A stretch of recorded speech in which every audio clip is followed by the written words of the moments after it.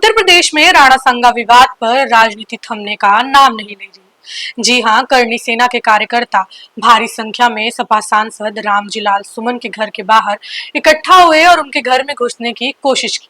उनके आवास पर हुए हंगामे के दौरान पुलिस और करणी सेना के बीच झड़प भी हुई। इसमें कई पुलिसकर्मी घायल भी हो गए। इस तोड़फोड़ के बाद करणी सेना के नेता महिपाल मकराना ने कहा, अभी तो यह एक ट्रेलर है।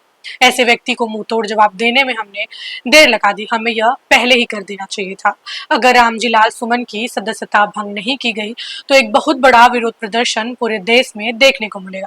ये विवाद सांसद रामजी लाल सुमन की एक टिप्पणी के बाद शुरू हुआ। 21 मार्च को उन्होंने राज्यसभा में राणा सांगा पर टिप्पणी की थी, जिसमें उन्होंने राणा सांगा को गद्दार बताया था। मामला ये है कि 21 मार्च को राज्यसभा में गृह मंत्री के कामकाज की समीक्षा पर बहस चल रही थी। रामजी लाल सुमन ने इस बहस में हिस्सा लिया तो उन्होंने एक बयान दिया जिससे ये सारा विवाद शुरू हुआ। उन्होंने कहा कि राणा सांगा ने इब्राहिम लोदी को हराने के लिए मुगल सम्राट बाबर को भारत में आमंत्रित किया था। उन्होंने कहा, ये तो बीजेपी के लोगों का तकिया कलाम हो गया है कि मुसलमानों में बाबर का डीएनए है, लेकिन हिंदुस्तान के मुसलमान तो बाबर को अपना आदर्श मानते ही नहीं है। वे तो मोहम्मद साहब को अपना आदर्श मानते हैं, सूफी संतों को अपना आदर्श मानते हैं।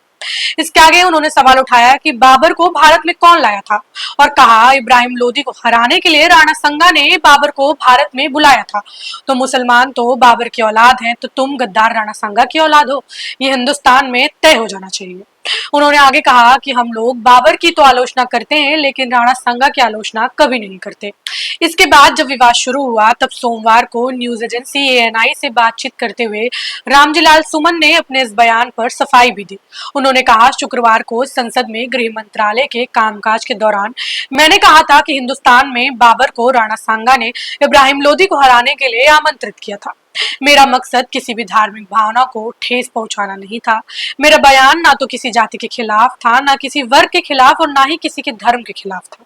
हालांकि वह अब भी अपने इस बयान पर अड़े हुए हैं। उनका कहना है कि वह अपने इस जीवन में तो इस पर कभी माफी नहीं मांगेंगे। उन्होंने न्यूज एजेंसी पीटीआई से बात करते हुए कहा, जहां तक माफी का सवाल है तो इस जन्म में मैं तो कभी माफी नहीं मांगूंगा। माफी मांगने का तो सवाल उठता ही नहीं है। लोगों को सही बात सुनने की आदत डालनी चाहिए।